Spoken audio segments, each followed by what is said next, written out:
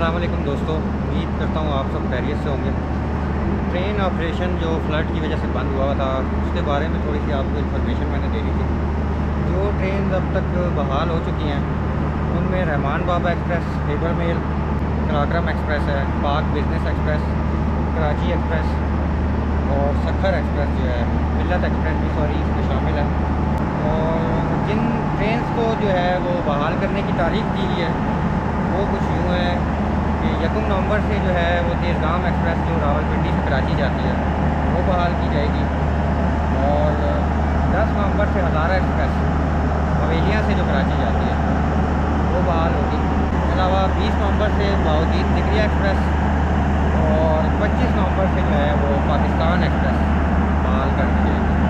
बाकी green line express, sir Syed express और Shalimar express, Shah Hussain express, इनकी अभी जो है वो डेट नहीं दी गई। सर सैयद एक्सप्रेस जो है उसका बताया जा रहा है कि 28 अक्टूबर से जो है वो बहाल हो जाएगी। पहले 18 अक्टूबर उसकी डेट दी गई थी लेकिन वो बहाल नहीं हुई। तो देखते हैं लेट्स सी कि 28 अक्टूबर से सर सैयद एक्सप्रेस भी बहाल हो जाए। इसके अलावा जो है जाफ़र एक्सप्रेस और गोलान एक्सप्रेस, इनकी अभी बहाली की दूर दूर तक कोई उम्मीद नहीं है।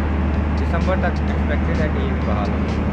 तो ये थी एक मेरी छोटी सी वीडियो आपको ट्रेन ऑपरेशन के हवाले से आगाह करने के लिए। अपना बहुत सारा ख्याल रखिएगा। अल्लाह हाफ़िज़।